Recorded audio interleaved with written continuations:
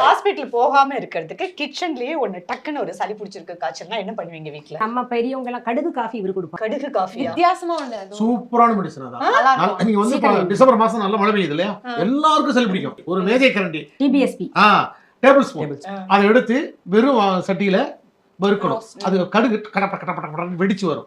எடுத்துடணும். எடுத்துட்டு ஒரு சின்ன மிக்சியில போட்டு காபி பவுடர் மாதிரி அடிச்சுக்கணும். அது காபி பவுடர். சரி. எப்படி ஃபில்டர் காபி பண்றீங்களோ அதே மாதிரி இதை போட்டு பண்ணி சாப்பிடுங்க. கடுகு பொடி கொதிக்க வைக்கணும். தண்ணியில போட்டு கொதிக்க வச்சு ஃபில்டர் பண்ணி ஒரு சர்க்கரையா இல்ல வெல்லமா போட்டு பால் இல்லாம பால் சாப்பிடாது. குடிச்சிட்டா சளி பறந்து போயிடும். அந்த ரன்னிங் நோஸ் எல்லாம் இருக்குல்ல, ரன்னிங் நோஸ் ஸ்டாப் ஆயிடும்.